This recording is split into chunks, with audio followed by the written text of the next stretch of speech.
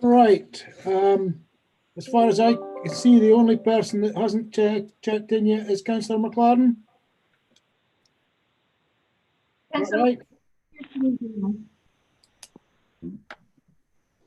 Or he was. Right, okay. Right, Sarah, any apologies or substitutes? No apologies, convener. Thank you. Any declarations of interest? No. No declarations of interest? Okay, the minutes of the previous meetings. First of all, is it a correct record, the minute of the meeting of 1st of December 2020?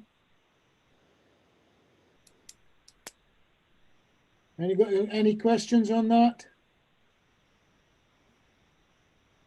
Councillor Bell?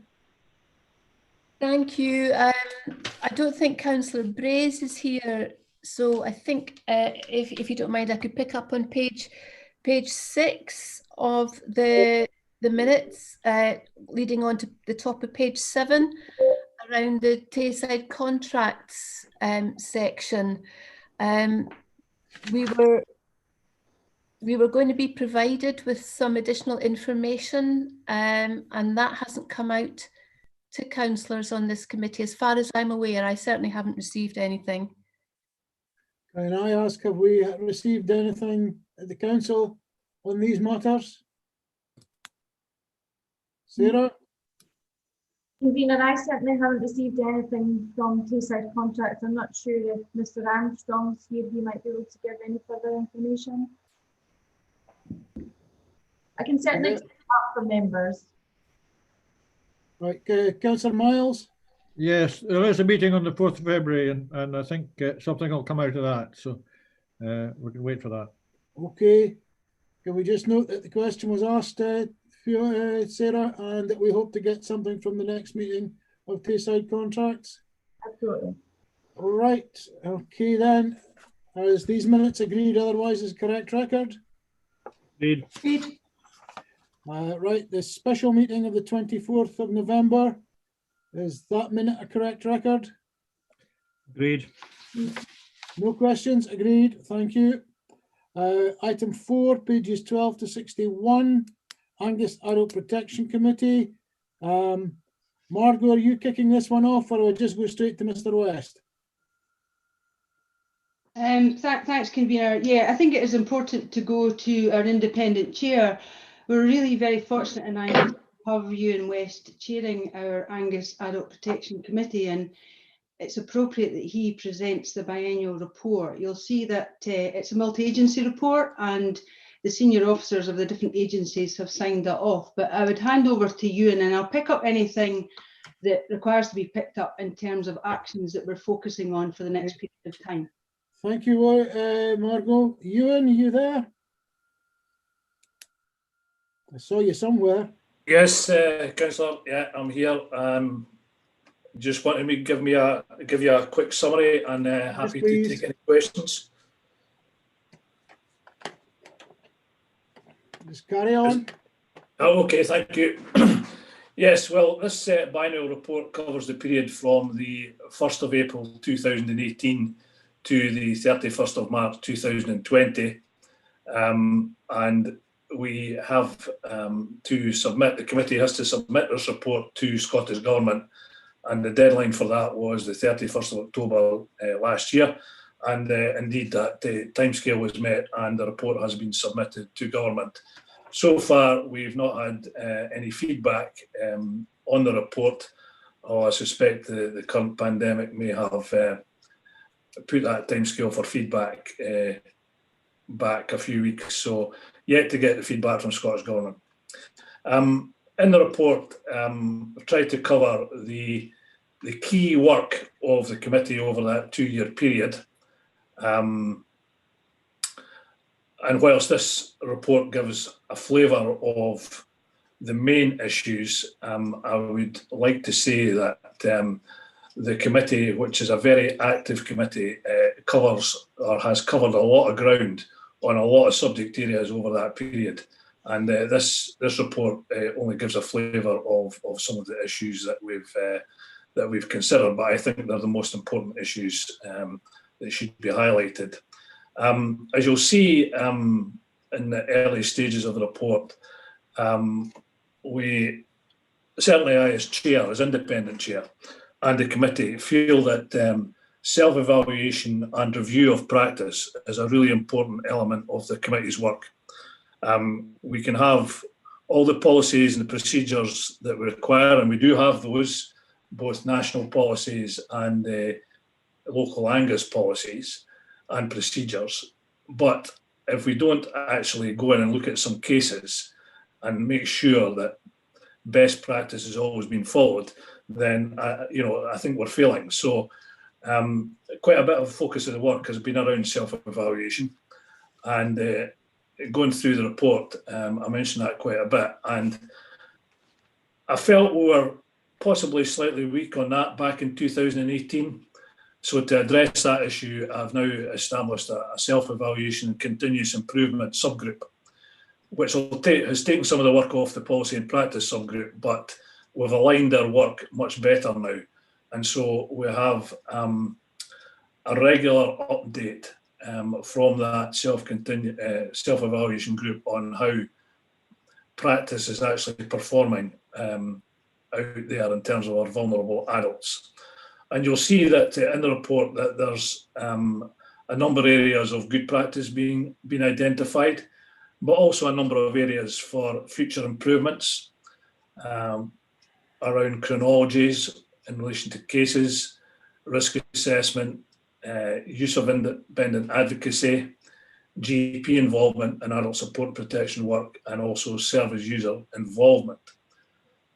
So these areas we've continued to focus on throughout this 2-year period. I think it's also important that we speak to our practitioners, the people who are out on the ground there doing this work. And on page 27 of the report, you'll see a section on network of support events, where we take a number of current cases and bring the practitioners together and get them to tell us what they think has worked well and what's not worked well.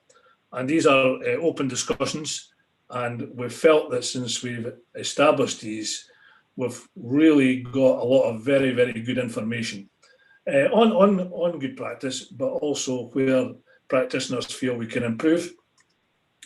And some of the things they've talked about is continued workforce development. We did have quite a bit of feedback in relation to NHS and their involvement in adult protection, which I'll come to in a second. And one of the key areas is about the transitional period between children and adult services, and making sure that people don't fall through the gaps where they've been in children's services, but there's not a proper move across to adult services, and people become slightly more at risk. So what we've done with that is that we've set up a transition subgroup, which is chaired by George Bowie from Angus Health and Social Care Partnership, and they are working across all of the services around children and adults to make that sort of move through much more smoother than it might have been previously. I talked about the NHS there. I think it was fair to say that their involvement in adult support and protection was patchy at times. So we brought on a lady called Grace Gilling onto the committee, who's a senior NHS practitioner, and that has made a tremendous difference to not only the input from the NHS into the committee work, but also spreading the knowledge and information amongst NHS practitioners. And as a result of that, we've got much greater buy-in now from NHS. We receive many more referrals and questions about adult support protection work. So that has been a very good introduction. And since Grace came on board, a further 2 appointments of NHS practitioners have been agreed. In fact, one's already been appointed and one starts next month. So that will enhance even further the NHS involvement into the work. And given the variety of roles that NHS staff have in terms of adult support protection, it was really important to get that right. And so on page 32, under key priorities and developments, I've mentioned that because I really think it's been particularly important to get that. Just going on to a couple of other things on page 32, which is quite an easy chart to look at. I've talked about self-evaluation, continuous improvement. And one of the things there that is important to highlight is that the encouragement for staff, when it's appropriate, to refer cases for initial case review and therefore, and perhaps sometimes moving forward to a significant case review. And you'll see over this period that we had one ICR and one SCR. That SCR has now reported, but it's out with the reporting period of this report. But suffice to say, a number of areas for improvement were identified, as well as quite a lot of good practice. So that work's been taken forward now and will be reported in the next biennial report. But actually, I also produce an annual report because I think a biennial report's quite a bit of time to cover. So in the annual report of next year, I'll go into a bit more detail on that. We've also developed a risk register, and I think that's been particularly important as we've gone through this pandemic period, highlighting risks that need to be addressed and, if necessary, reported to the Chief Officers Group. And you'll also see there at the bottom on the left there, a review of the early screening group, which has now been completed. Practice developments are there. I'll not go through them all, but you'll see that there's a variety of different practice development work that's has been completed rather. And I'll pick out one, and that's work with the Scottish Ambulance Service, who again have a key role to play in adult support protection. And again, there were a number of difficulties there. However, I'm pleased to report that that has now been absolutely addressed, and we've got representation on the committee, but a lot of good work now happening, multi-agency work with the ambulance service, which is excellent to report. Workforce development is always important, and we've established a number of different events, and we also take the learning from the ICRs and the SCRs where there have been learning gaps identified to inform workforce development going forward. And given the pandemic situation, we've had to deliver that training and development in a much different way, not face-to-face, but using all the different IT opportunities there are for delivering training. And we've got some work streams ongoing, and the one I'll pick out there is service user participation. We always try and seek the views of a service user during the conclusion of their case. For reasons I can fully understand, they don't always want to participate in that. Some find it very difficult.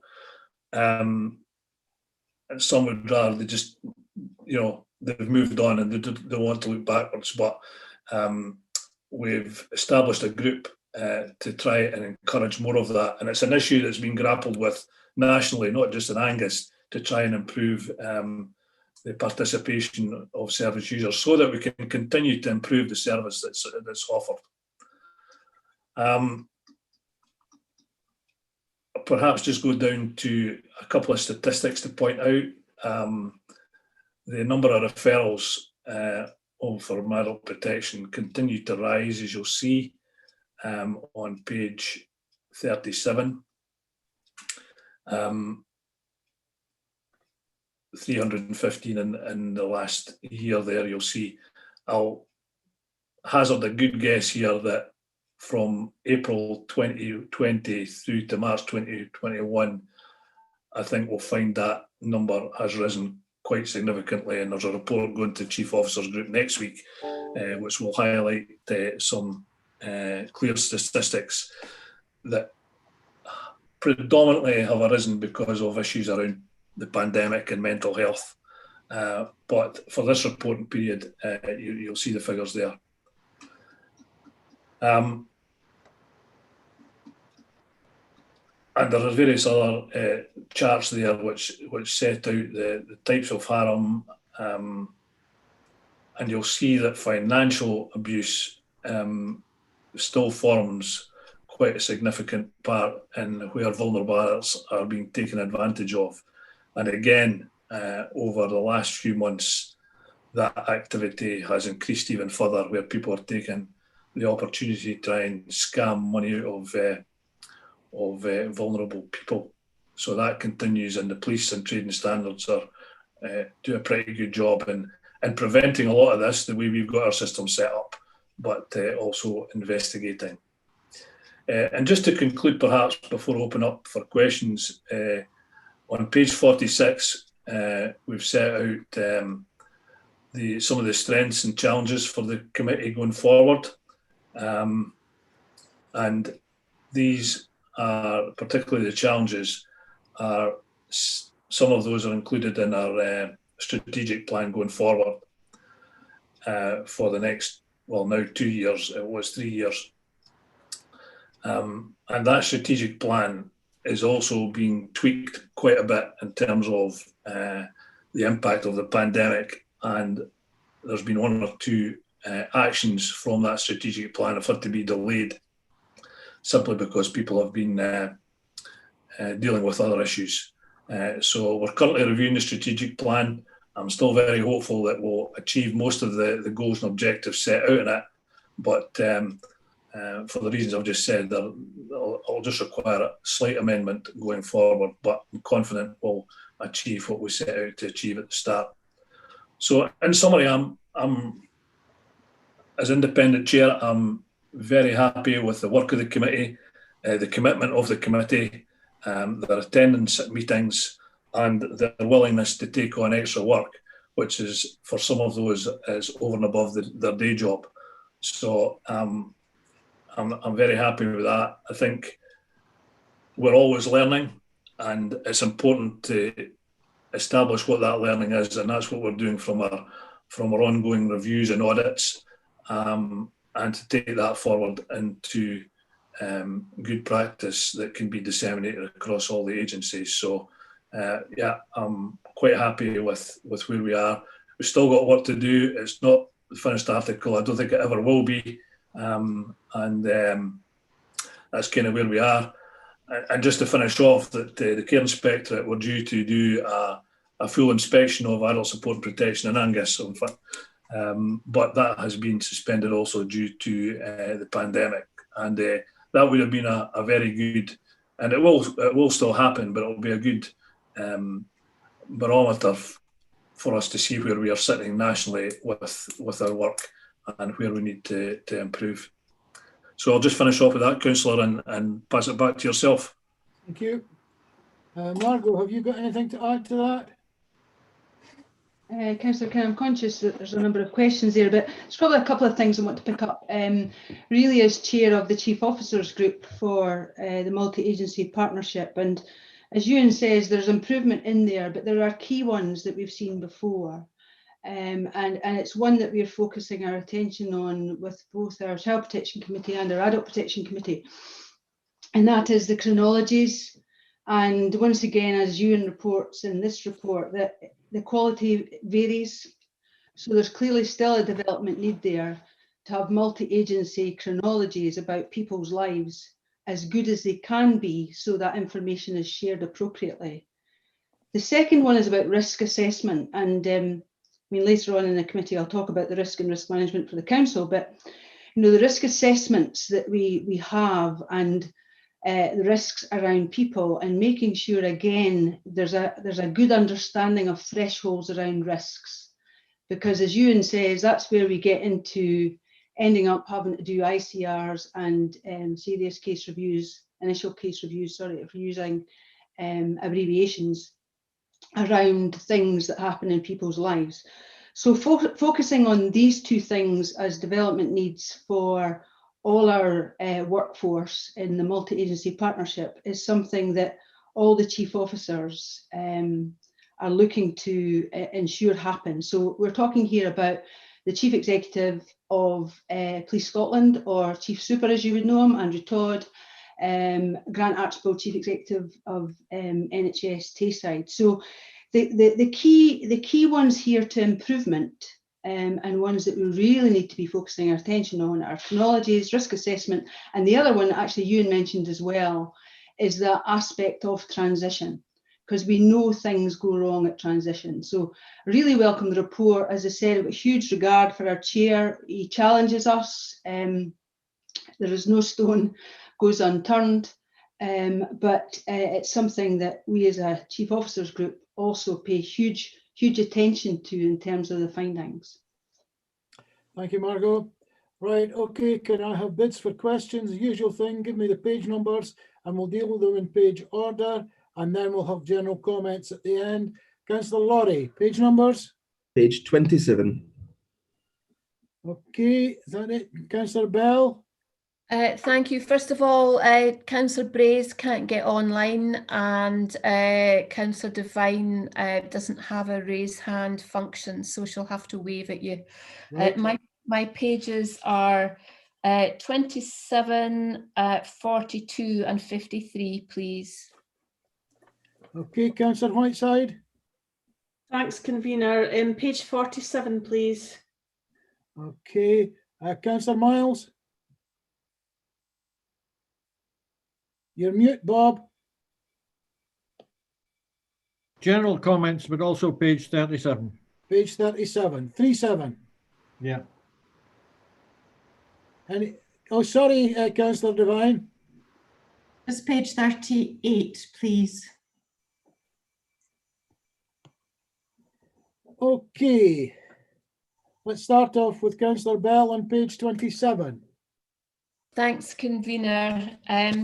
Yeah, it was about, first of all, Ewan, thank you very much for this report. I really would commend you and the committee for producing this. I know there's an enormous amount of work gone into it, and it was, I think, a really well constructed document, and I really appreciate that.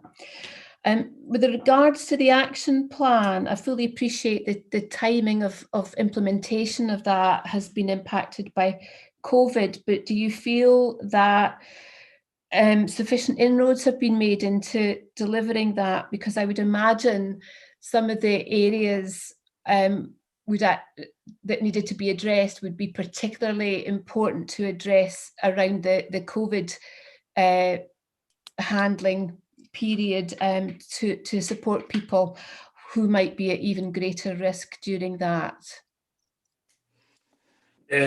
Councillor, thanks for that, and thanks for your comments around the report. Yeah, the sort of 6 bullet points on page 27 there, I'm quite confident we're well on the way to dealing with those. Workforce development, we've got a good framework of training planned for the next 12 to 18 months, and that's based on requests for training from practitioners on particular subjects, and I refer to some of those in the report, but also on issues that have arisen out of some of the review work. So I'm quite confident we're going forward well with that. The improvements within NHS Tayside I've already said, and if I was marking out of 10 where we are with that, I would say we're at a 9. We've really moved forward significantly with that over the last 12 months. Transitional work, as Margot's commented upon, is not in a position that I would say that's concluded. And I think that will always be an issue that we'll have to work hard at. There's some of these cases where children are transitioning into adult services are very complex. And you'll see in comments further on in the report about a complex and coexisting panel that's been set up to discuss some of those transitional cases. And that's only started in the last 9 months. And so we've yet to see the real benefit of that, but I think that will help transition. And as I say, George Bougie's work and the work of his group's going forward, but that has been delayed a bit. But I'm confident we're getting there on that one, Councillor. Maybe not to the conclusion I'd like to see it at. So in most of these, if we've not got if they're not completed, we're well on track to that work being progressed. Okay, Councillor Laurie, you were on 27 as well. Yeah, thank you, Convener. This was a very informative report, and it certainly seems like the committee has the right priorities. I was glad to see that one of the areas identified for development in the network of support events is the area of transition between children and adult services, which has been discussed a little already. I know that certainly in mental health services, I've had parents raise issues around this transitionary stage for their children. I appreciate you've kind of discussed it a little bit already, but could we have some more details just of the work done so far and of any further steps that have been identified? Yeah, Councillor, yeah, thank you. I think before this focused work commenced, there was a bit of an assumption that cases would just move naturally from children's services to adult services. And on some occasions that probably did happen. But there were other occasions where that most certainly did not happen. And so the first bit of transitional work that had to be addressed was within those key agencies to ensure that practitioners in children's services just didn't sign off a case without appropriate notification to adult services that there were still outstanding issues or that children and young people were still accessing certain services. So that was the first bit of work to be addressed. And I think we've pretty much got there on that there's a much greater understanding of continuity of service provision. The second bit was around some of these cases being complex, as I've just explained. And out of the work that was looked at, we established this group, which is attended by senior members of the relevant agencies. And they then, from those discussions, will direct particular aspects of work to be progressed, which might involve different services, but ensuring a coordination of work. So that part of the transitional work has been progressed. There are still, from some of the reviews we've been doing, Councillor, there's still some issues, particularly around young adults who are involved in substance misuse, who maybe not have had great involvement with children's services, but have had some, but there's not been a lot of transitional work carried through. So they're having a real focus on that at the moment to address some of those adults who are abusing substances, and that issue is not going away. Where we want to get to is to have a clear policy, but not just policy, but clear practice, where there is a smooth transition, that people should be getting the services they need to get, and that's where we're striving to get to now. Unfortunately, the transitional group had to be postponed for the last 2 occasions, so the work has stalled. But I've spoken to George Bowie and the chair, and he's very keen to move that forward next month. And so we will be reporting progress to the Chief Officers Group and yourselves in due course. But it is an area of importance and focus. Thank you. Sarah, you've put your hand up. Yes, sorry, Convener. It was just like, that Councillor Braze is now in attendance, and Mrs. Anderson has him on the telephone. Okay. And she will raise her hand if Councillor Braze wants to ask a question or make any comments. So you will raise your hand. Mrs. Anderson will. Anderson will, right, thank you. Okay, thank you. Okay, right, now we move to Councillor Whiteside on page 37. Thanks, Convener. It was actually 47, so I don't know if you want to take someone else first. Well, yeah. Was there somebody else on 37? Yes, I was. Oh, sorry, I beg your pardon, Lynn. That's okay, no problem. Ewan, thank you very much for this report. You've actually addressed nearly everything I was going to ask you in your preamble, which was great. But one of the areas I was looking at was the number of referrals from the general public It really isn't very big. I know you said that it has probably increased over the pandemic part. I suppose in essence it's actually quite a difficult one for members of the public to refer, given that I understand anyway that quite a lot of the abuse sometimes happens within families, and so it's a very private matter. Just wondered if you could comment on that, and maybe given that there was a bit of an increase with the See Something, Say Something campaign, if there should maybe be another one on similar terms? Yes, thanks, Councillor. Yeah, I think in relation to members of the public, some of their reports are given to the Health and Social Care Partnership staff and some through the police.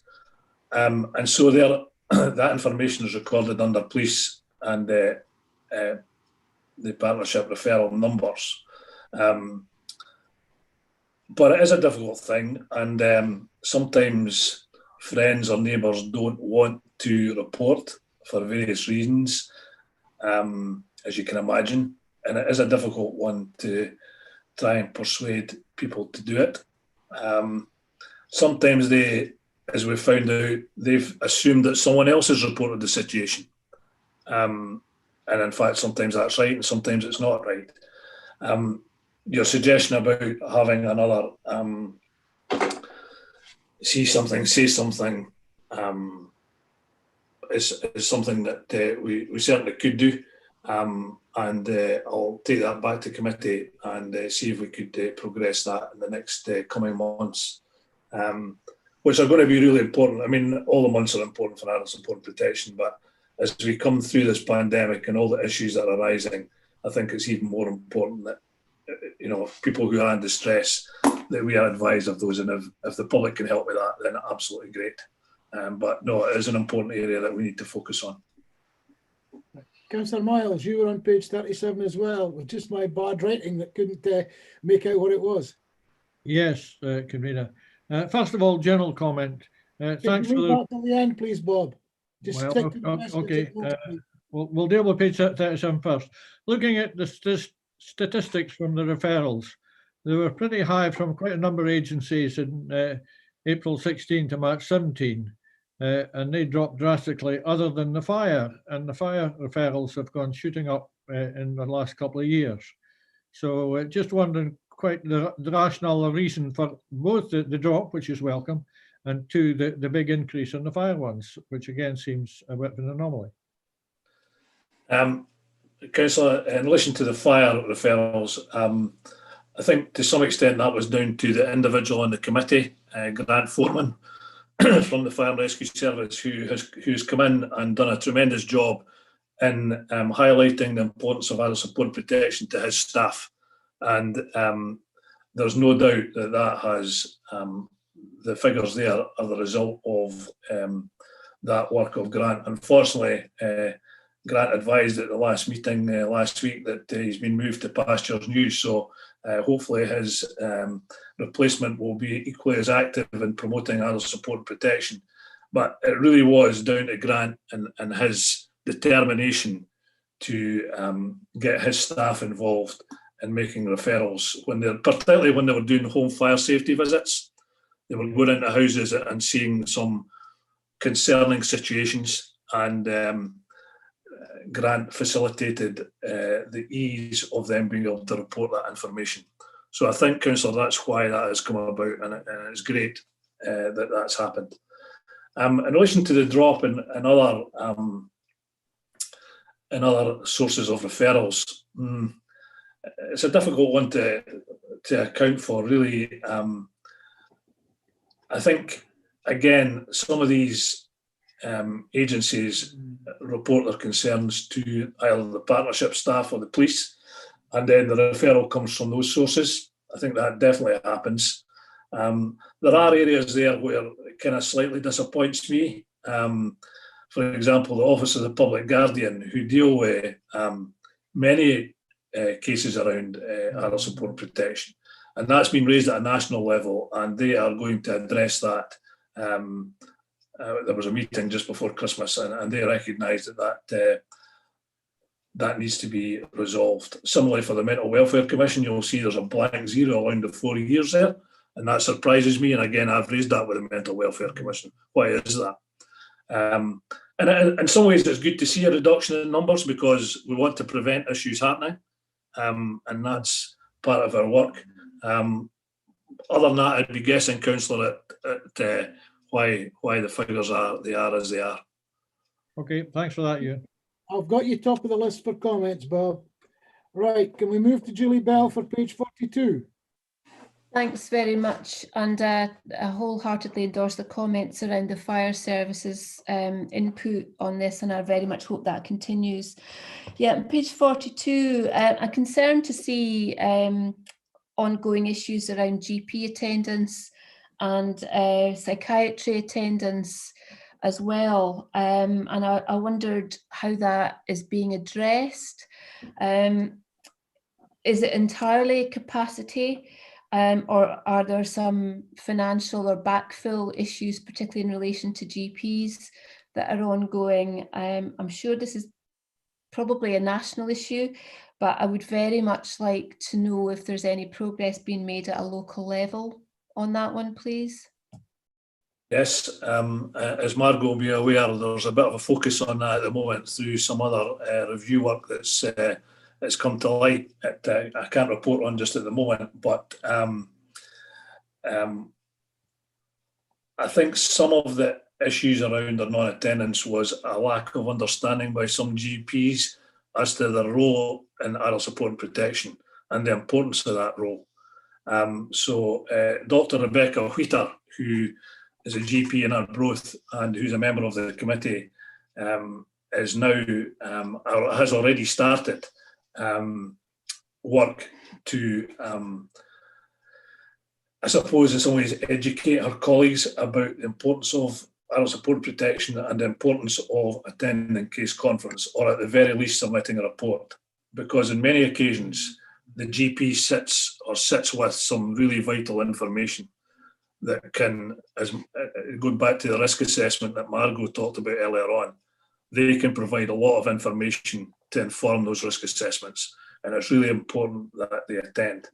I think you'll probably find, Councillor, that in the next report I produce, that those figures will increase. In relation to psychiatry, I would suggest that probably capacity is a bit of an issue there. I think there's been quite a number of locums being appointed to positions in Angus, as I understand it. And these people move on fairly rapidly sometimes. And so, again, it's important to get their input because they have really useful information. And so, again, that's been addressed by Grace Gilling, the NHS rep I spoke about previously.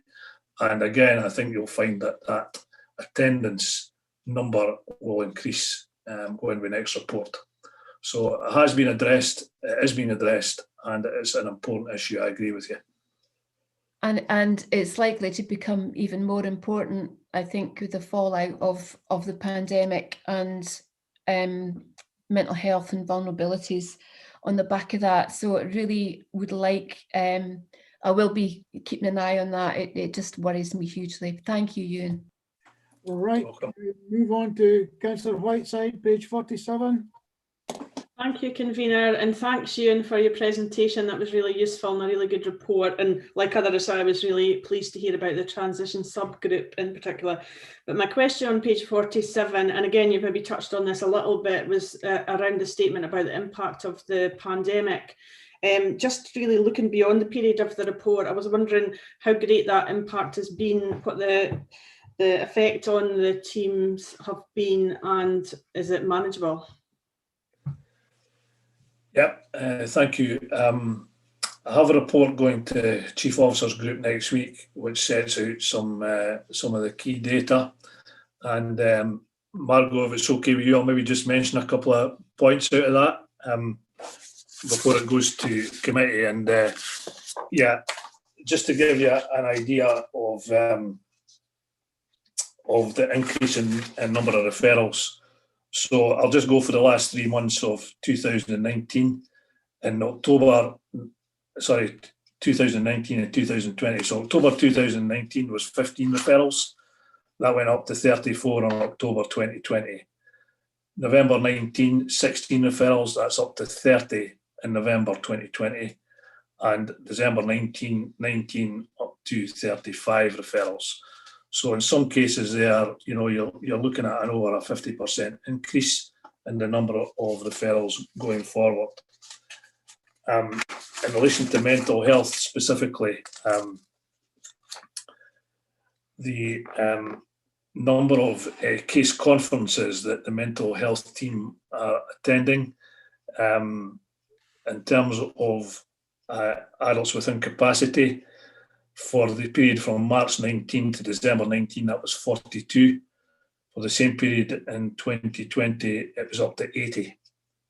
For adult support and protection case conferences, it went from 12 over those months in 19 up to 30 for the period, same period in 2020.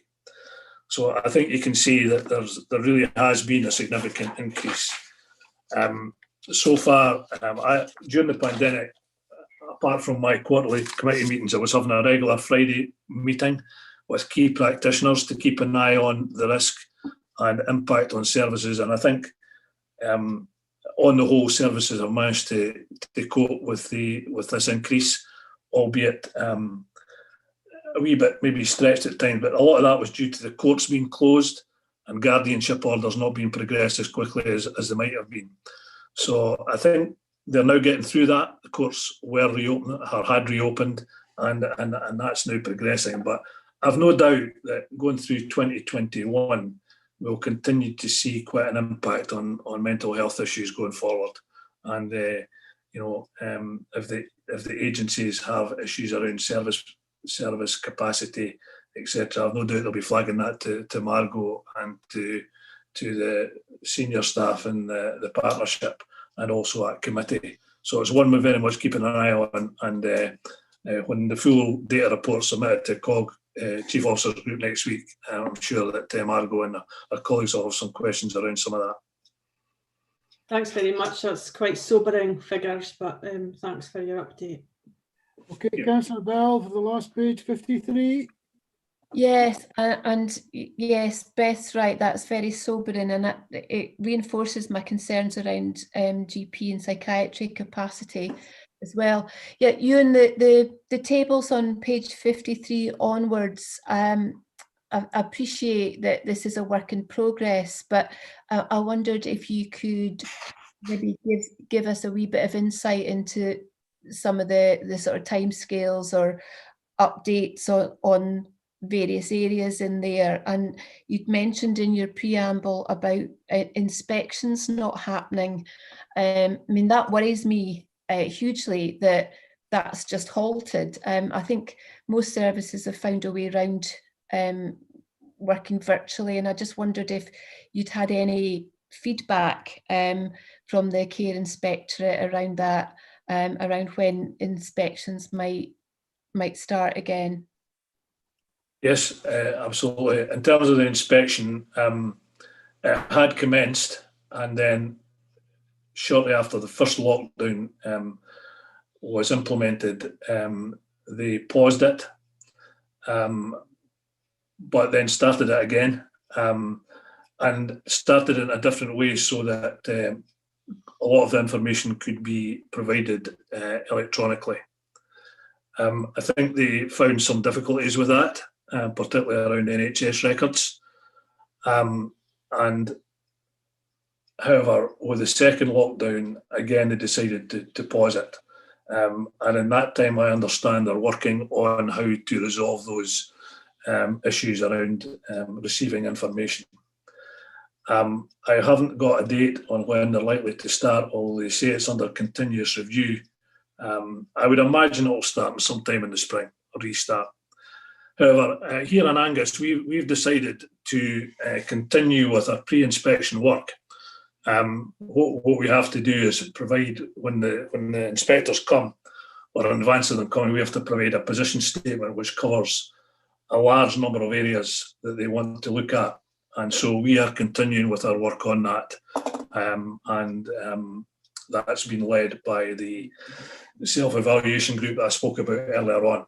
So we've decided not to sit on our hands, but to keep progress moving and to be in a good position when the inspection restarts. Does that kind of answer that part of your question? Yes, thank you. That's And helpful. in relation to some of the other issues that are in there, the network of support events has had to be put on hold at the moment because they were sort of face-to-face discussions, but we've got an electronic solution now, so we'll be able to move forward with that. Our data set's just about completed. Our risk register is established, and we present that to chief officers. Probably not go through all of these, but I'm reasonably happy that ones that are not completed, actions, they're ongoing, and there's nothing in that report or our plan that we've paused or stalled. It's maybe slightly slowed down in a couple of areas, but I don't feel there's any reason why we need to stall it and prevent work from progressing. So, I mean, I could go through every one, but I realise you've got time constraints, but I'm relatively happy that we're making reasonable progress given the circumstances. Catherine Lindsay has indicated while you were speaking, Ewan, that she wants to come in. Catherine? Thanks very much. It's just on the point of adult protection inspections, and just to confirm to members that we received an email from the Care Inspectorate on the 15th of January confirming that in partnership with ICS and Health Care Improvement Scotland, that they had decided to continue to pause the next round of inspections. But just by way of reassurance, the Care Inspectorate do continue to have regular meetings with myself, also with relevant senior operational managers within the council around these areas of practice. And our Strategic Link Inspector also attends our Adult Protection and Child Protection committees. So whilst the inspection programme isn't proceeding, there is still oversight and regular engagement with the Care Inspectorate. Also a specific engagement around our work providing oversight in relation to care homes. So I wouldn't want members to go away with the impression today that just because inspection's not happening, there's no oversight by the Care Inspectorate. Thank you. Okay, that dealt with the questions. Come to comments. I have Councillor Miles. If there's anybody else who wants to make a general comment, please raise your hand in the normal way.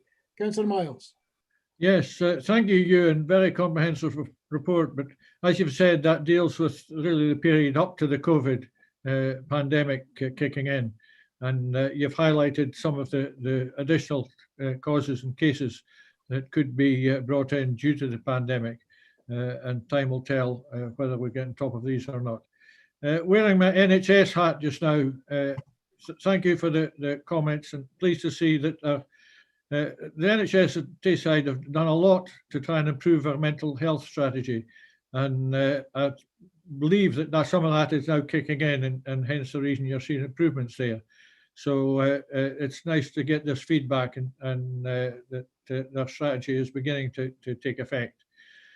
One of the other areas is also highlighted was the substance misuse. Now, I know the Dundee Drugs Commission did a huge amount of work on that. Have you been liaising with them to try and come up with solutions for that, or has there been any work across liaison with them on the substance misuse? Councillor, in relation to the mental health strategy first, I've had discussions with Kate Bell, who was leading that. In fact, I've had a couple of meetings with Kate, and she's actually put an input from myself into her report that's due out soon, our next report. Good. And you know, to ensure that adult support and protection is a key part of the mental health strategy going forward. So yeah, I think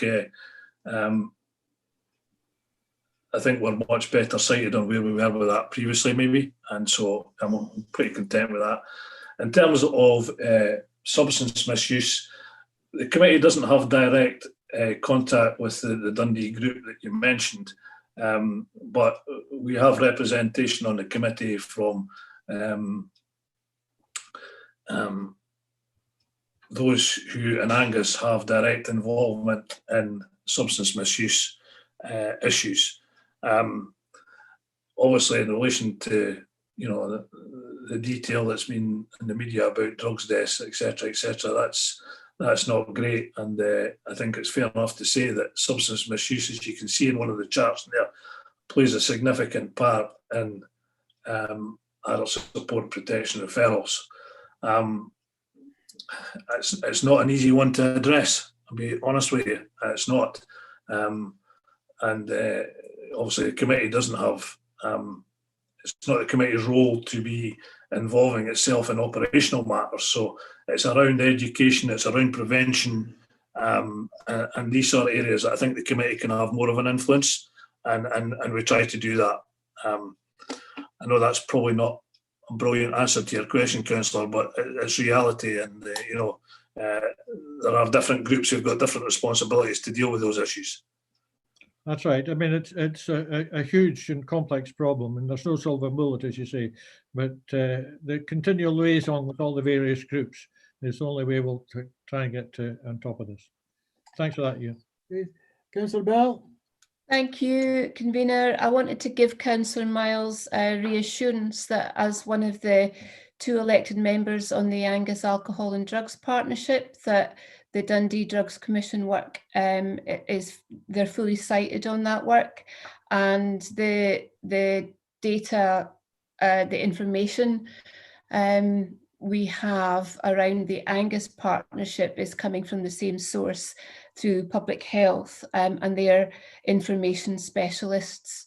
It's fully joined up, and there's a lot of integration obviously around mental health and substance use services at the minute. So I'm certainly fully aware of I attend those meetings and see the paperwork, so I'm fully comfortable that we're delivering in terms of partnership and much more joined up services than I've been aware of in 25 years working in mental health and substance services. Okay, there's no one else speaking. Can I ask the 2 that are just spoken to drop their hands, take them away? That's fine, thank you. Okay, the recommendations are a bit nebulous. We've scrutinised and commented the gun thing, and we have considered the key trends. Do we agree the recommendations? Agreed.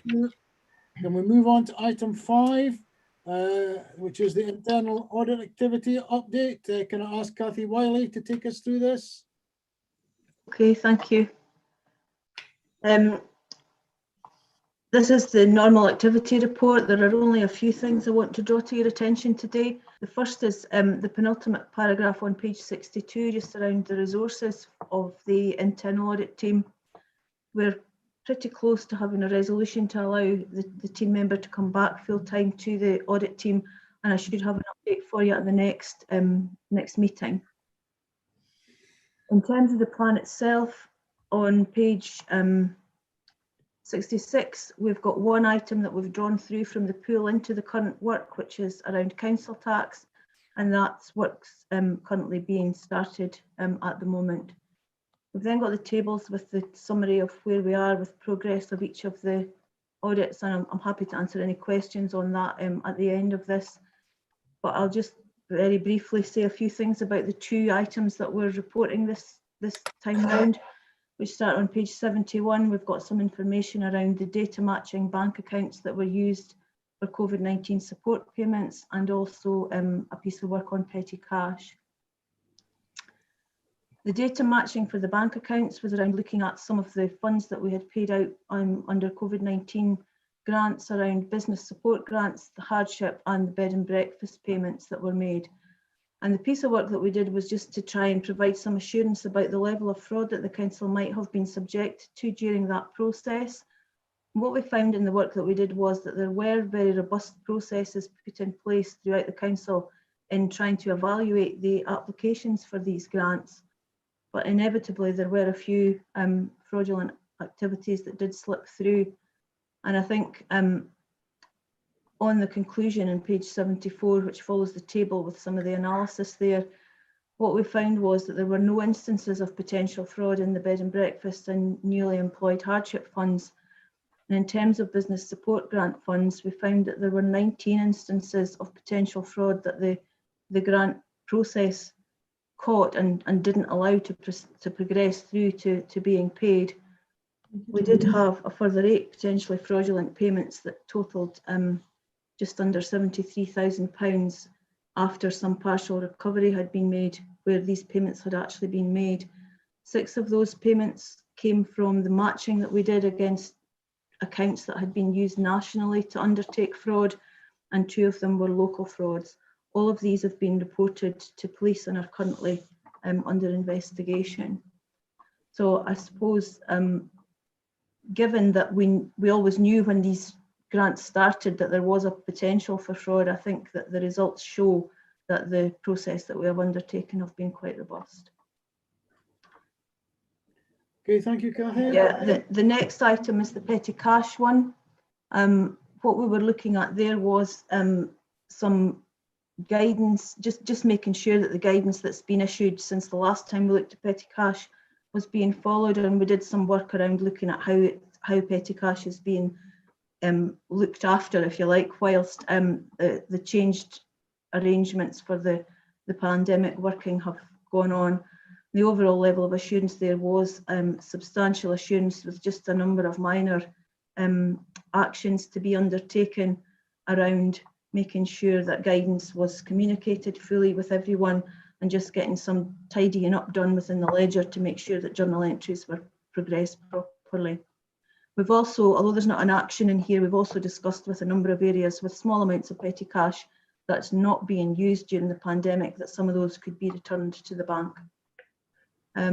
The rest of this report is around the implementation of the audit and counter fraud recommendations. And there's nothing in particular that I want to draw to your attention there, beyond just observing that in terms of 2017-18 actions, there are only a couple of those left, and they should be done by the end of this month. So I'm happy to answer any questions. Okay, some bids for questions, please. Councillor Bell. Thank you. Page 79. Anyone else? No one else? Councillor Devine? Oops. Oh God. It's a comment actually on page 71.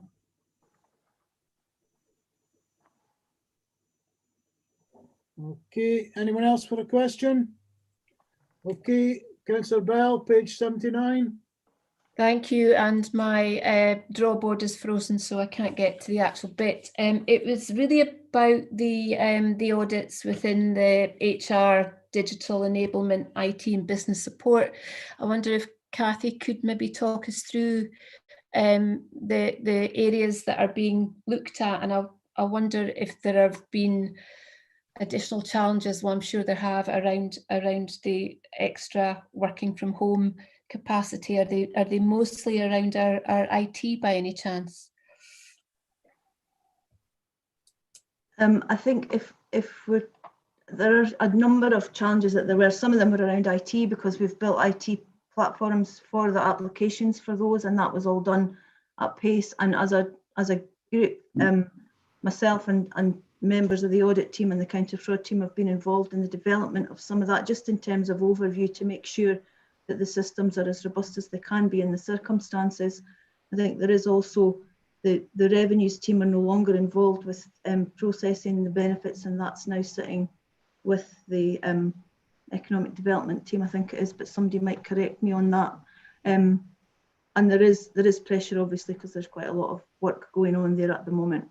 But I think there are probably other people on this meeting who would be better placed to comment on the current state of that, because this was a retrospective piece of work that we did. Does anybody else want to make a comment on that following Cathy from the officers? Put your hand up, please. I don't see any hands going up, so let's just crack on. If there are no more questions, I'll call for comments. Councillor Devine, comment on page 71. Yeah, You know, when you read all of this, you realise just how naive you can be. Although, you know, I was at Trading Standards Scotland for a while, and you think, you know, all the kind of black arts there. But you know, you think of all the people in the businesses who need genuine help, but here we see the fraudulent behaviour of some who just wanted to take advantage of the pandemic, which is really sad. However, we absolutely need to thank all the staff involved for getting the grants out in time, sometimes under ludicrous time scales, but also for ensuring they did the due diligence to avoid massive fraud. Huge job done, incredibly well, and I know it's still going on. But this, I think people need to realise, is on top of the day job. So well done, everybody, for that. Thank you, Councillor Whiteside. Thanks, convener. I just had a quick comment on page 71 as well. I just think it's worth emphasising how little the actual fraudulent claims were in comparison to the amount of claims that the officers managed to pay out. I mean, it's quite incredible. And it is really a small amount. And we should emphasise the fact that the grants are there to help the businesses and help keep them afloat. And it's been really great. So congratulations to you all. Okay, thank you. No more comments. The recommendations are to note the update on progress and note the management's progress in implementing the internal audit and counter fraud recommendations. Do we agree to note? Great. Next one is page 83. And it's the PSIAS external quality assessment. I understand we may have Jill Stacey with us, is that correct? Yes, I think we do. If I can ask Jill to speak to this. Thank you, convener. Yeah, so this is a requirement that we have as part of the public sector internal audit standards, so SIAS.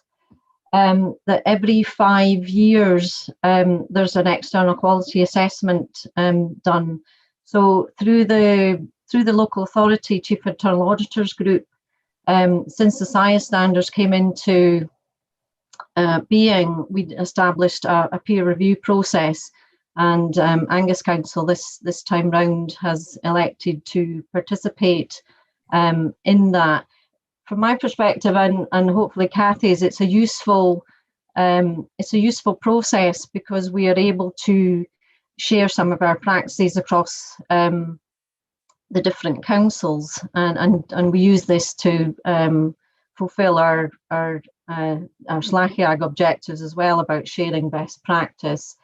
You'll see within the report that we've presented, there's really good evidence of conformance with the SIAS, and that's set out within with the standards. So there's only 2 areas where it's not fully conforms, it's generally conforms.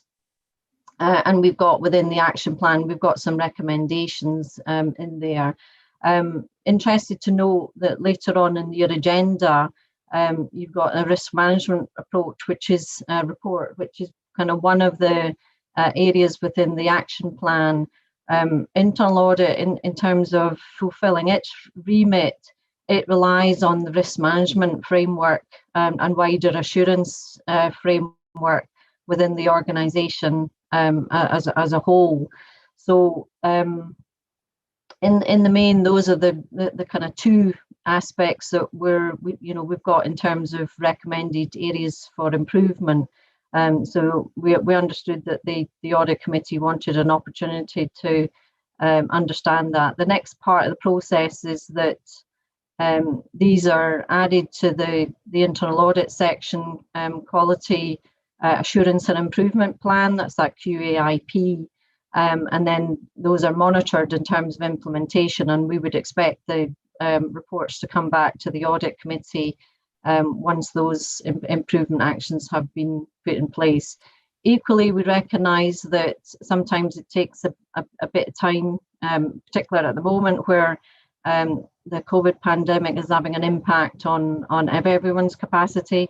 So we kind of recognise that some of the timelines for the improvement actions to be implemented are, we think, are realistic, and we are, from my perspective, I'm happy with that by way of improvement. So happy to answer any particular questions in terms of the EQA process, or indeed the results that are set out within the report in front of you.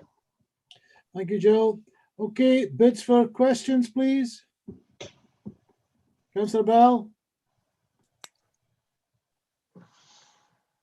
Hi, thanks, convener. Page 89. Okay, anyone else? Right, there's no one else. Page 89. Julie. Okay, thanks very much. Thanks very much for this report. Appreciate the time it's probably taken to pull together. I just wondered if you could tease out a little bit more the paragraph around the oversight and scrutiny by councillors. Where did you feel that area was perhaps most lacking?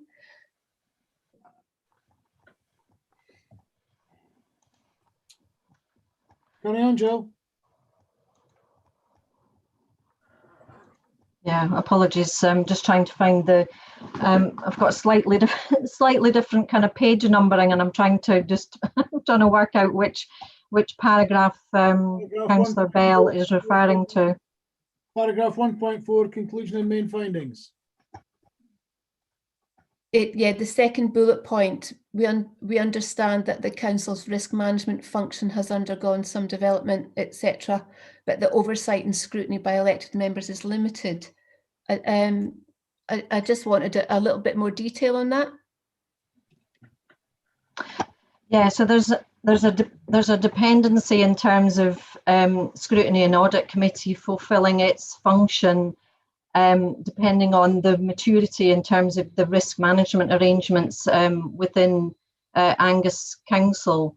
So I understand there's a report later on in your agenda, which is a kind of refresh in terms of the risk management approach and your strategic risk profile. So there's a linkage there around the ability for Scrutiny Audit Committee to fulfil its function about whether it understands how the council is managing, in terms of the identification and evaluation and the mitigation of risks. There's a dependency on the risk management framework being at a certain level of maturity. So it's linked in terms of the action. So my proposal would be that considering the report later on in the agenda, the internal audit function would rely on the risk registers, and you would kind of monitor the implementation of that improvement action on the EQA report.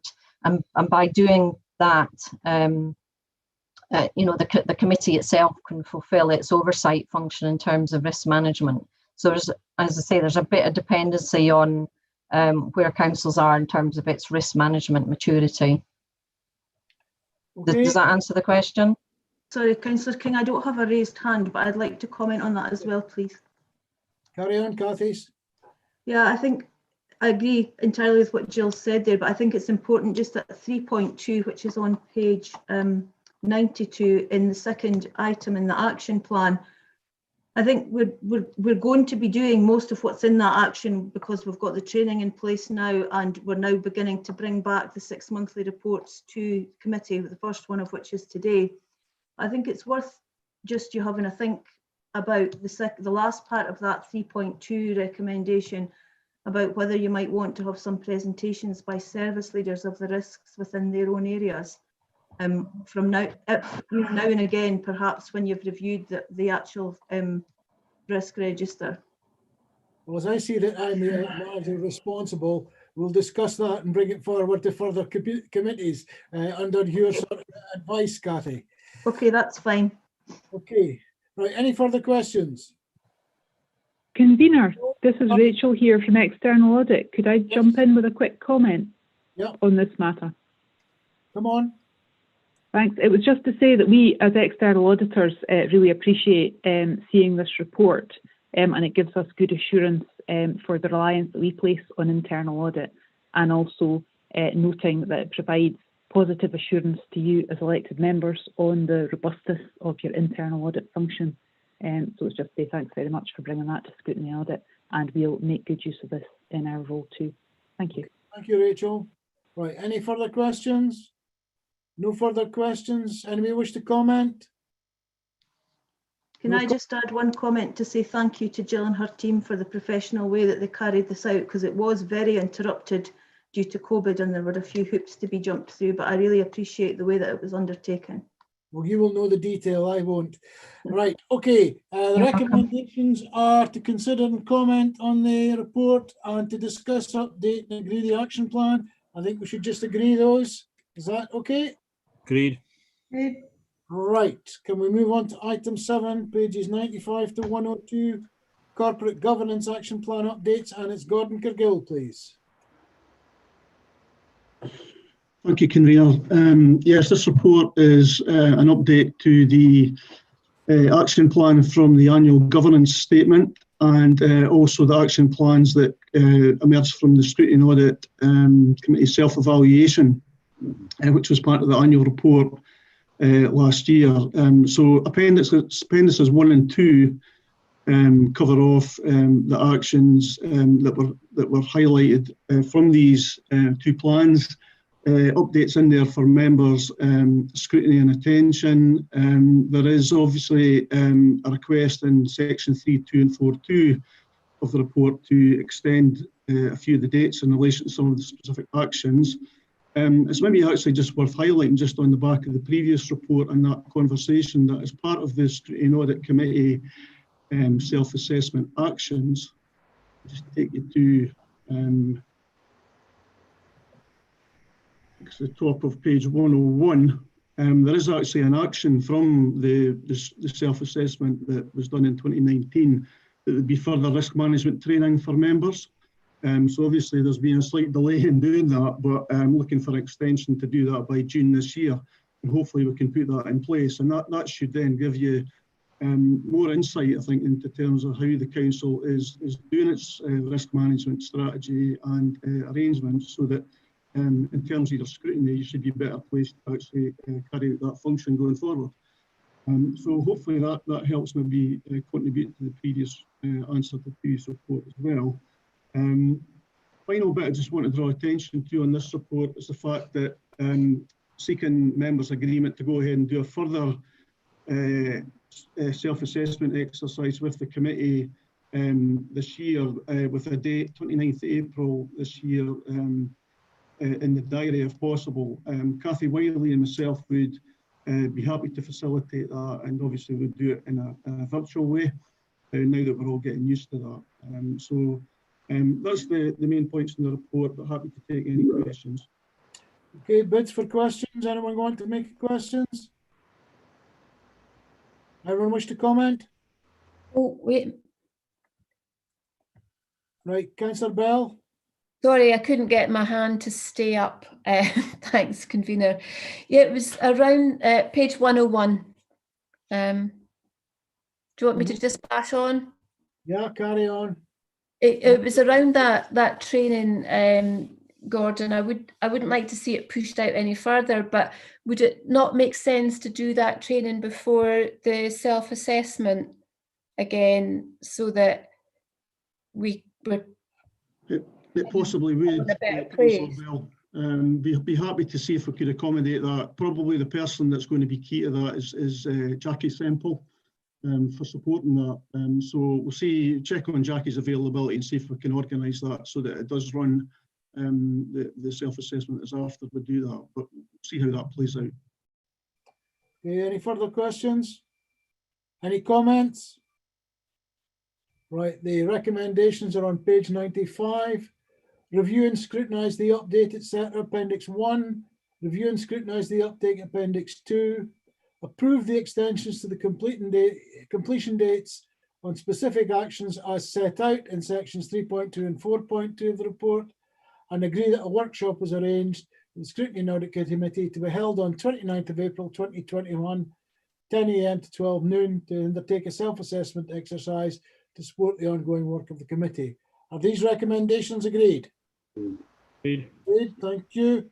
We will now go on to item 8, which is the change programme update, which starts on page 103. And it's Gordon Cargill again. Thanks, convener. Yep, me again.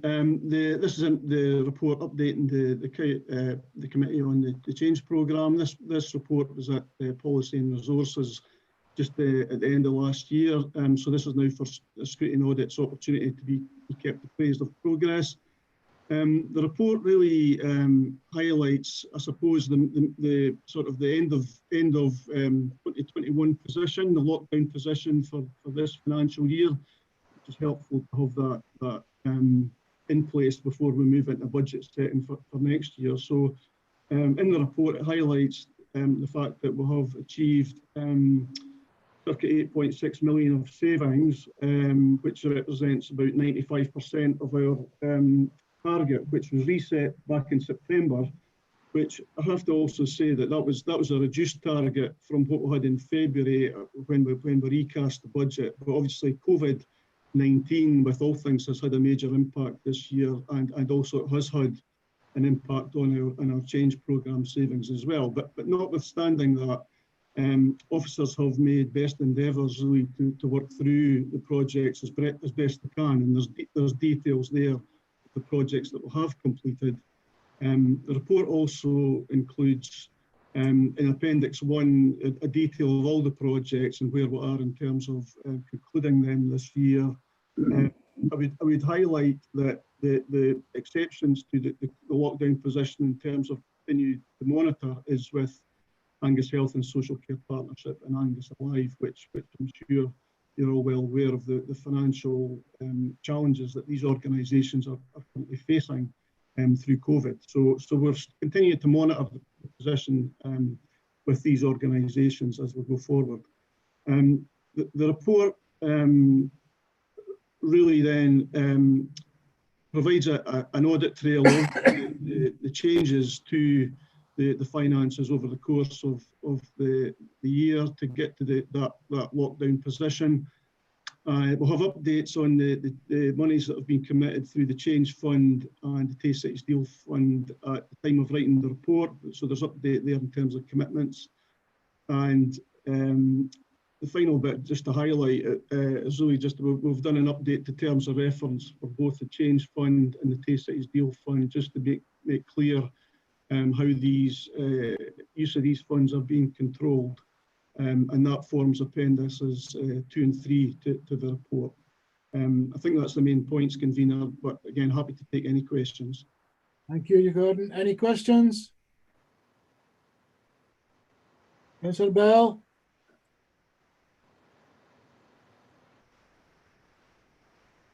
You're mute, Julie.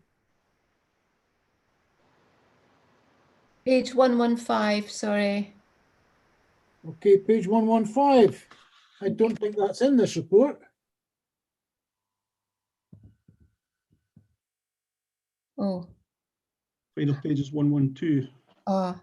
No, you're right. Sorry, just my screen's freezing. Right, okay. Fiona?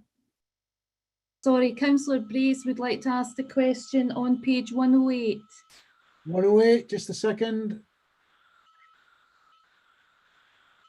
Okay, ask Councillor Brace to ask his question.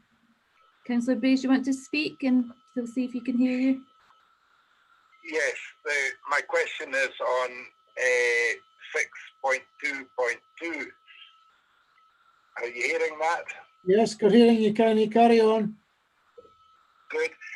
Yes, I noticed that a consultant has been engaged at a cost of £1,100 for the integrated energy, and I just wondered if we could have a brief outline on the integrated energy and what the consultants to be doing in that whole thing. Councillor Brace, I must admit I don't have the detail on that. I'm not close to the Tay Cities Deal work myself, but I know that my colleague Vivian Smith, who I think is on the call, may be able to answer that question. Yes, Vivian, please.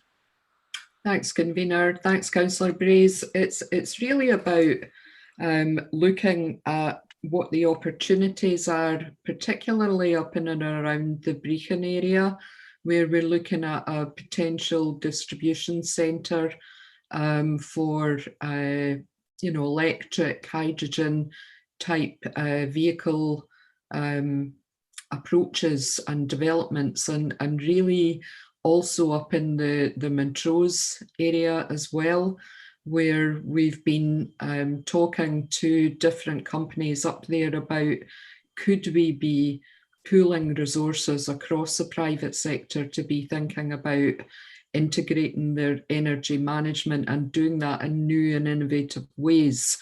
And really we didn't have the experience within Angus Council to be able to determine whether or not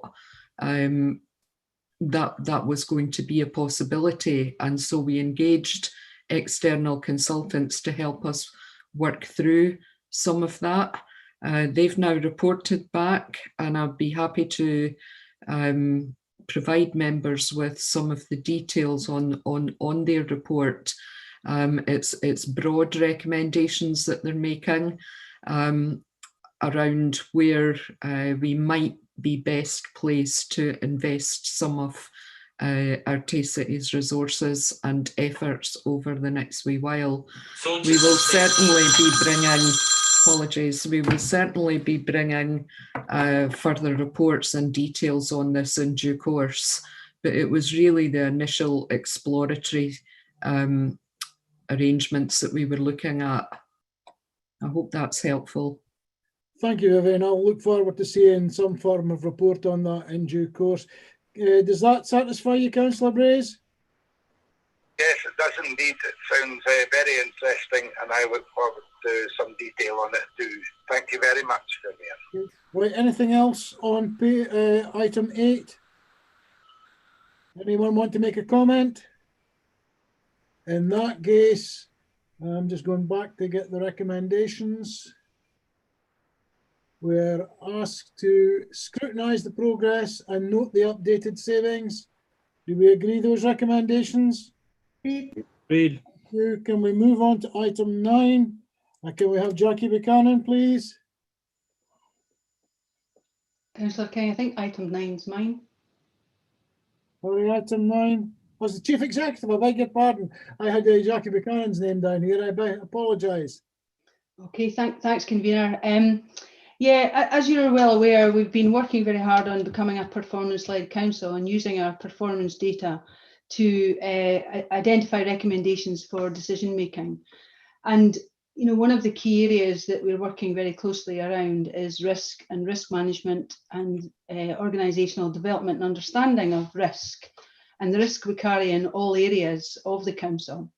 For some areas of the council, risk is a day-to-day management issue.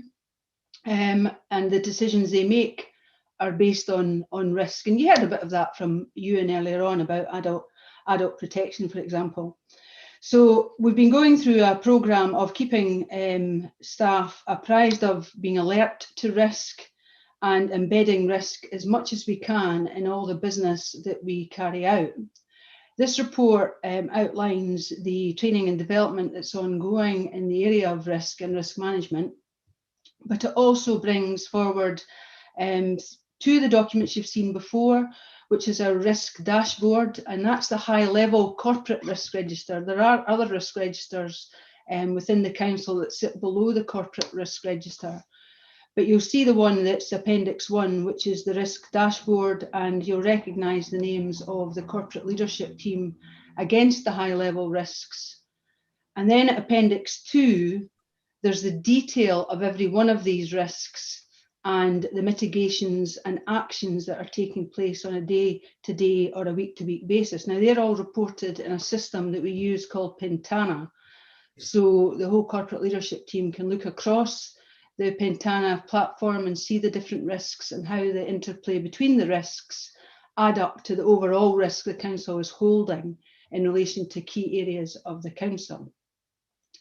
Then the third appendix that you've got with you today is the gold risks. That's again the high level risks that we've identified specific to the gold group that meets around the pandemic and COVID-19. So really what you have before you is a report, some of which you've seen before, but a report that outlines the ongoing work and training that we're doing to ensure that managers are taking a risk-based approach to everything. Because as we've heard even throughout this committee over a number of items, risk-based approaches are going to be even more important as we begin to uncover the harms that the pandemic has done in many, many areas and in many, many people's lives. So happy to take questions either on the training or the dashboards or the detailed risks you have before you. Thanks, Convener. Thank you. Now we have Councillor Bell who bid for 115 on the last one. Councillor Duff. Page 135, Convener. Councillor Whiteside. You're mute. You're mute, Beth. Sorry, Convener. Mine was, I've got questions and comments on page 115 with more the further detail from page 135 onwards. Okay, I'll put you down for both, but questions first. Councillor Miles. Page 131. 131. That's fine, thank you. I didn't quite hear you yet there, Bob. Right, can we start off with Councillor Bell on page 115? Thank you, Convener. Yeah, I wanted to just kind of reflect actually that while some of our red boxes have moved down a few grades, we do have quite a lot of ambers there, and I can only imagine how challenging it is to make determinations at the moment with all the additional pressure that's being caused by COVID. And I wondered if I could maybe just pick up on the health and safety compliance, not because I have a particular issue with it, but it's an area of work that I'm familiar with. And I see we've moved down to 12 on that, and our target is a 6. I'm keen to know a little bit more about what needs to be done to get there, and have any of the risks actually changed in light of COVID, with working from home or people being redeployed to different areas, for example. Just as an example, to give us a bit of insight around the decision-making process that's been impacted by COVID. Is that possible? That might be an impossible ask, and I apologise for that. No, I'm happy to answer as best I can that question. A very good question to bring up. In relation to the COVID aspect, we started off looking at the risks through a COVID lens entirely and changing the risks as a result of COVID. We then decided actually we would be better to break down the corporate risks into specific risks under the key headings that you've got there in 1 to 12. I think it's 1 to 12. And the COVID risk register completely mirrors that 1 to 12, almost 13 you've got there with recovery and renew added on at the bottom. We're putting these side by side, and at some stage as we move further into the recovery and renew, and we thought probably would be more into that phase already, because we did actually start a lot of recovery work early on, because often with major incidents, you start your recovery work almost in parallel to the response work. But as we all know, this is all taking far longer than any of us ever anticipated. So having the two risk registers side by side gives us an opportunity to ensure that Gold focuses very much on the COVID risks. The corporate leadership team focus on the overarching risks, and anything coming from Gold, which is related to the 13 or 12/13 risks you've got there, are fed in from the COVID risk register. So you would then see the change as that escalates. So that's an ongoing dialogue. And I think, what you hopefully will see as we do begin to emerge from the pandemic, that the COVID risk will be further embedded back into the council risk. And you'll see some of these changes hopefully go down, but you possibly also see some of them increased.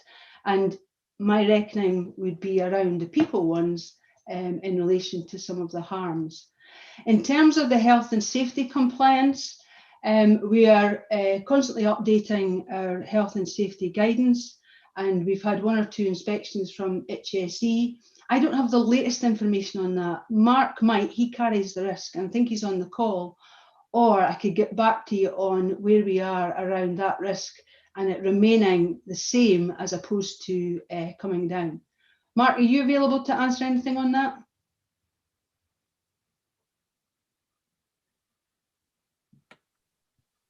No, I'm not hearing him coming in. Perhaps he's had to go to another meeting. So I can get back to you on that, Councillor Bell.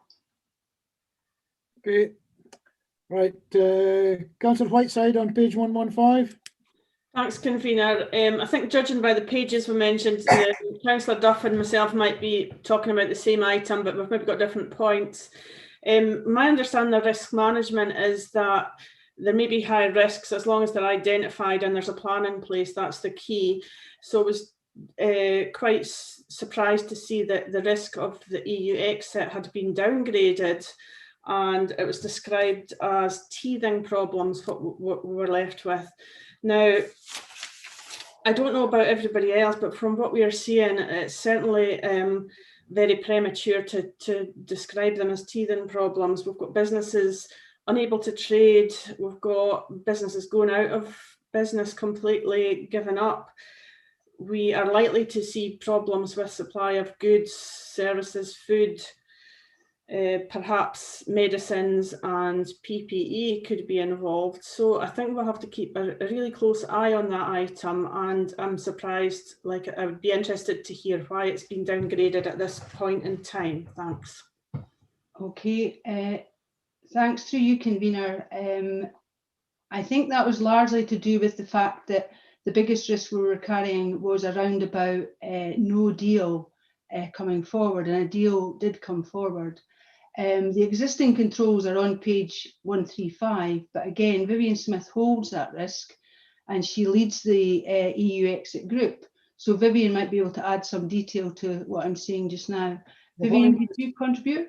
What I'm going to say, Chief Executive, is that as we're going to page 135 just shortly, we'll reserve any comments on that until then, so we can deal with it all on page 135 rather than jumping backwards and forwards. At the moment, can we go to Councillor Miles on page 131? Yes, convener. On the IT risk, obviously in this situation, we're using, and everyone's using IT far more and very reliant on the provision of IT services. But like we had last Thursday morning, a complete shutdown or breakdown in our IT service. What backup systems are there? Or, is this maybe due to a lot of the school pupils using the IT council IT system as well? Because obviously there's huge demand on that at present, and that's a big problem if it all goes down like it did last Thursday. Can we ask someone to take that one?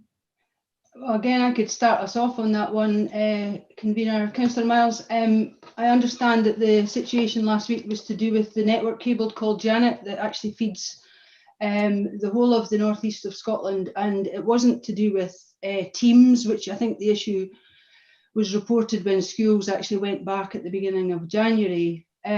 These things will happen from time to time. We obviously work really hard as a council to try and ensure we've got resilience plans in place, should it be for a much longer term, but usually it's only for a very short space of time. And I know it's inconvenient and irritating, but I would like to say it won't happen again, but it might, because we're not in control of all the different aspects of the network. Again, the person that holds that risk should be on the call and could add anything to it. Sharon Faulkner has got that. I don't know, Sharon, if you got more detail about what happened last week or more resilience that you could contribute there.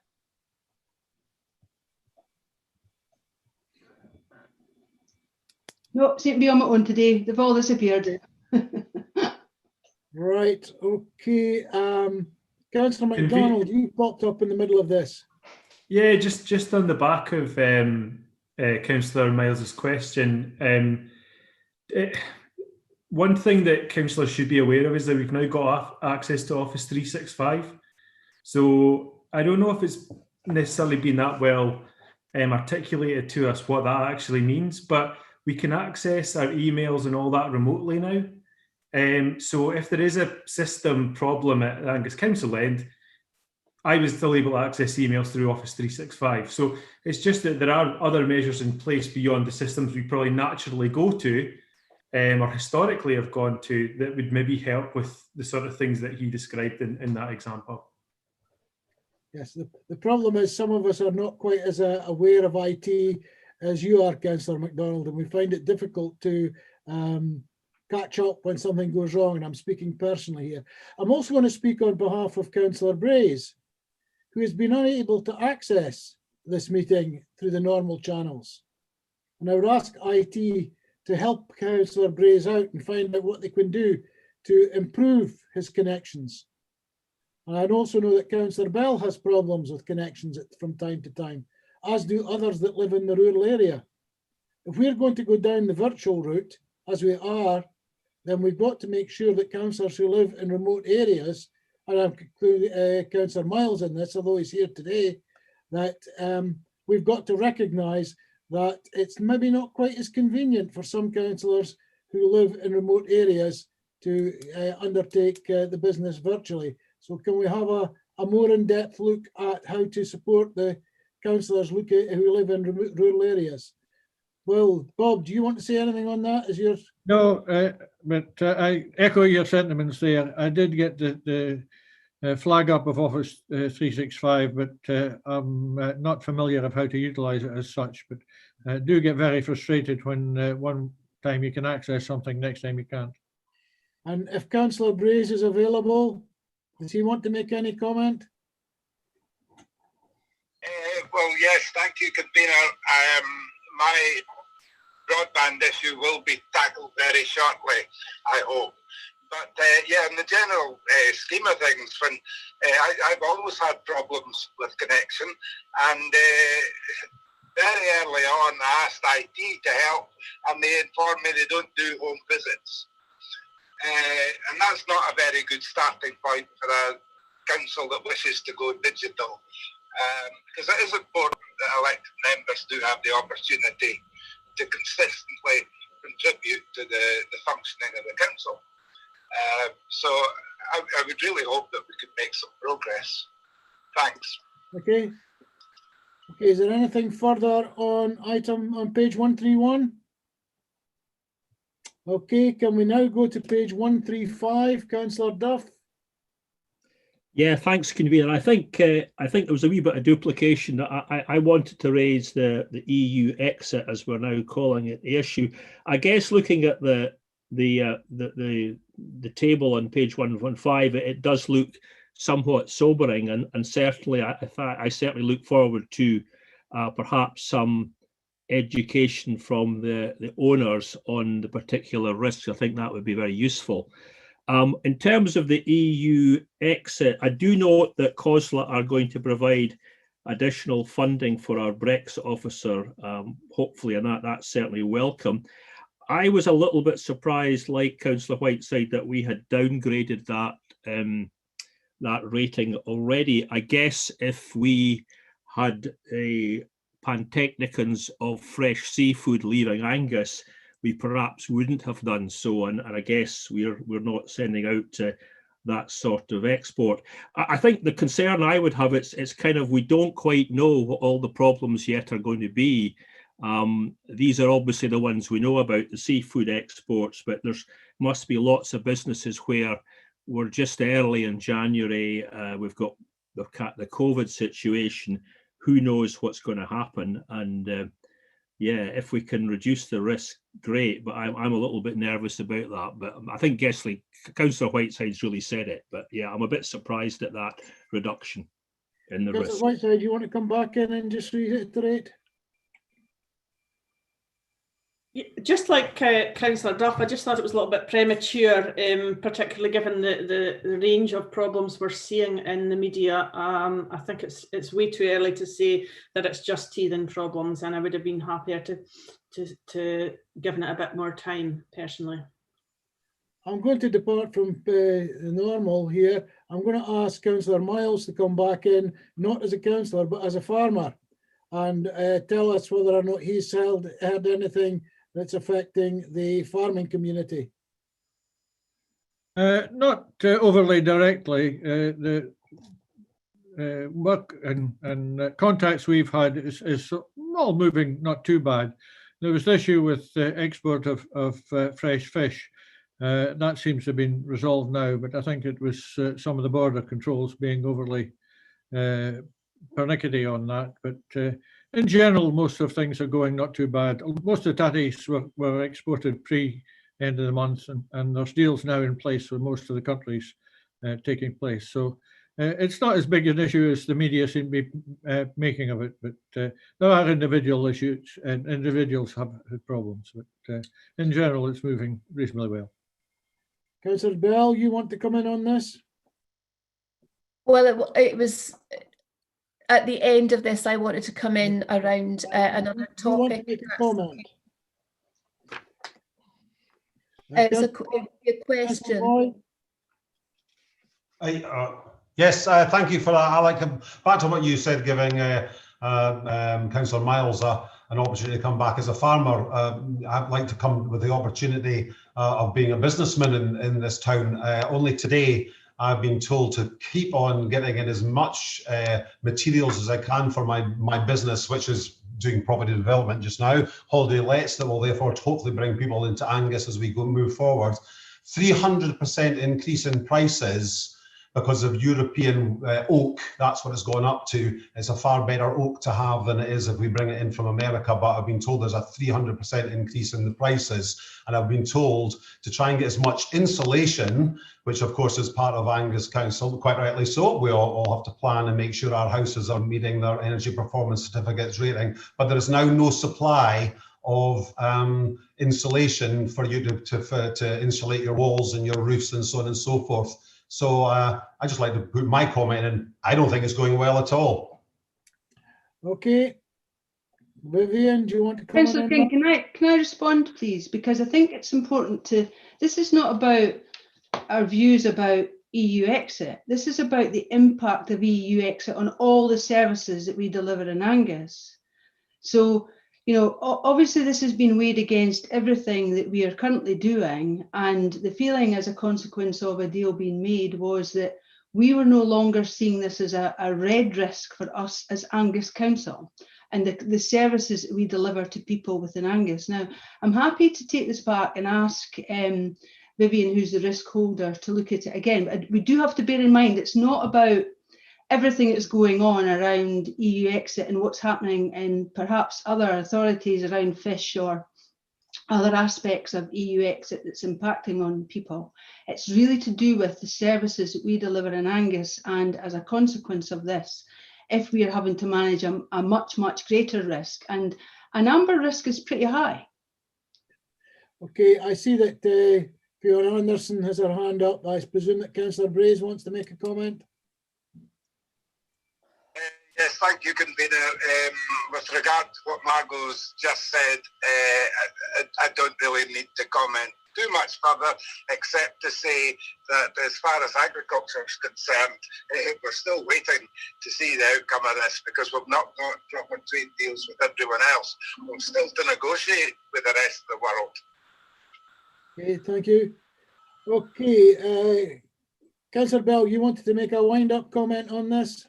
Well, it was in relation actually to the climate change risk. No one else has mentioned it, and I didn't want it to go unnoted, that this is actually a significant risk and is wrapped into the COVID issue as well. I just didn't want us taking our eye off that ball. I thought it was scored quite low, but I'm looking forward to seeing progression on that, and I think we're spoilt for choice in terms of topics for any presentations to this committee.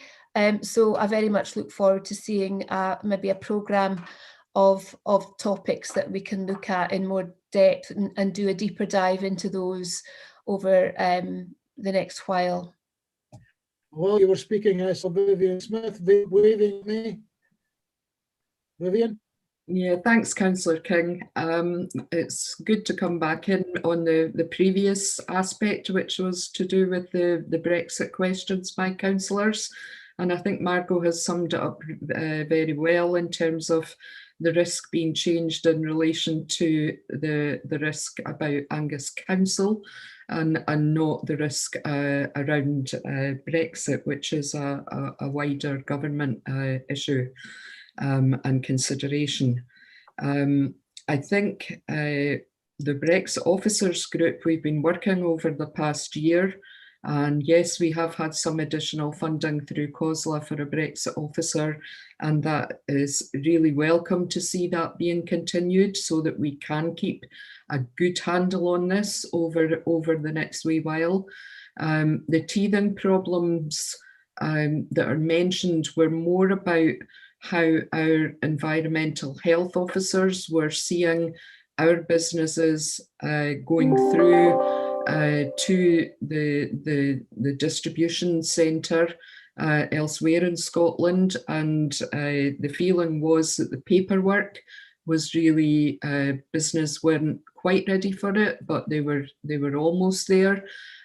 Certainly all of the assessments that we had to do as a council down at the harbour were completed and done, so that those businesses were in the best place possible to be able to move their seafood and produce. We certainly do not have a major issue in terms of our workforce within the council or the Health and Social Care Partnership, but those who are from European countries, we've been advising to register. We've moved the risk because we now have a deal, and the risk was red because we were not going to have a deal, or we didn't know whether we were going to have a deal with the European Union.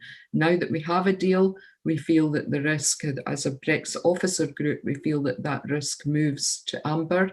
That does not mean that we take our eye off this in any way, shape or form over the next year, and we will be continuing to monitor the risk and bring information back to you as members over the next year. I hope that helps to clarify where we are with it. It wasn't intended to minimise the impact that business might be feeling in any way, shape or form. It was very much about us recognising the risk to our own council business and what we need to do in terms of preparing for supporting this next phase as we have now exited Europe. Right, I see a number of hands have come back up. I have Fiona Anderson by Councillor Boyd and Councillor Whiteside. Fiona Anderson has just gone, so Councillor Whiteside first. Thanks, Convener. I was going to just make a comment on the final item, but just in response to Vivian, thanks for that explanation. I think my concerns were around how the import-export business might affect food supply and medicine supply and PPE supply and things like that, specifically in Angus, just to clarify. But I do take your point. Finally, on the pandemic item 12 from the dashboard, I just wanted to comment on the work that's been done. On Councillor Whiteside, we'll go back to that. Okay, I thought you were just looking for general comments now, thanks. Okay, right, okay. Councillor Boyd? Yes, thank you for the reassurances for that, Vivian. I was bringing up my bit because in the end of the day, we will through time be having to bring council services in. We will be having to insulate all these new council houses that are getting built in Arbroath. We will need them for as we move forward enough to make sure that all our houses are brought down to energy performance ratings that meet the criteria, because we won't be able to look after our council tenants. So that was the reason why I was just bringing it along, was to sort of say, look, I want to use my experiences to let you guys know, because there is a risk there. If these prices are going to go up, we're going to, there's going to be a problem for the people that are developing our council house strategy. Right. I think we've spent long enough on Brexit and everybody's put their views in. Can we move to, I think it's page 139, Councillor Whiteside, the COVID-19 pandemic? Thank you. It was just a quick comment. I just wanted to commend all the officers for the work. It's obviously a big risk. It continues to be a big risk, and I think that we've done a great job in Angus.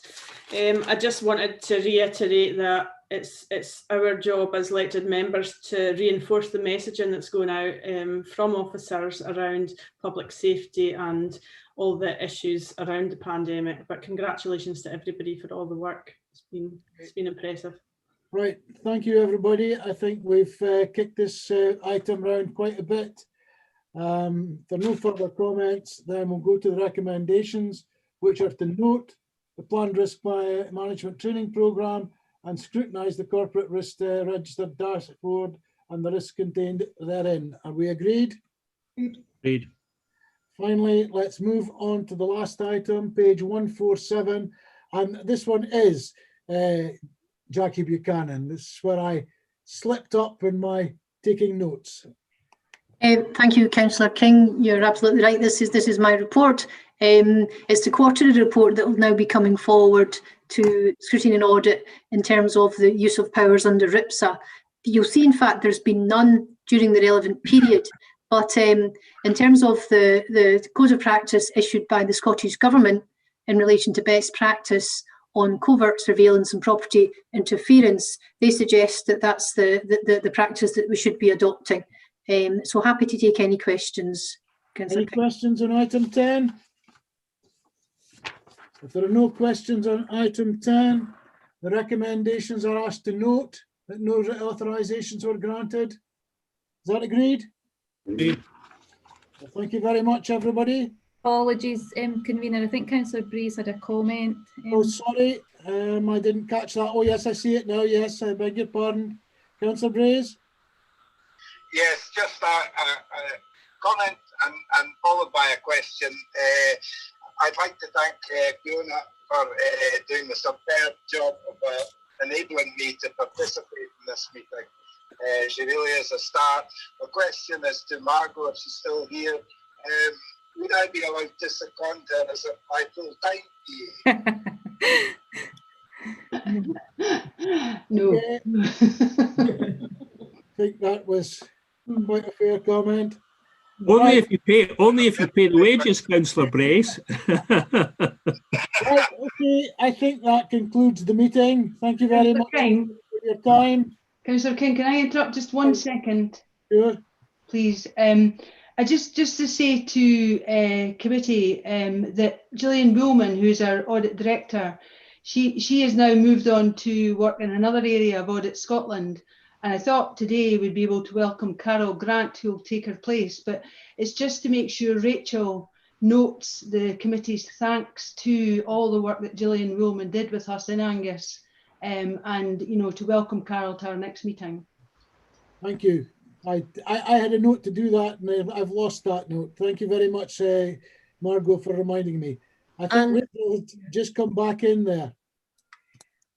And from me as chair of the audit committee for the IGB as Rachel well. To speak, Julie. Sorry? I saw Rachel popped up there. All right, sorry. So I was just saying thanks very much for pointing that one out. Yes, I will pass on your thanks to Gillian Woolman. Unfortunately, Carol couldn't join us today. She's still finishing off some previous audits and is in transition to moving on to this audit. So she'll hope to meet you all at the next meeting and also joining senior officers in some of our audit planning meetings. So thanks very much. Right then, I think that brings us to the end of the meeting. Thank you very much, everybody. And I have no doubt we will see you again in a few weeks' time. Okay. Bye.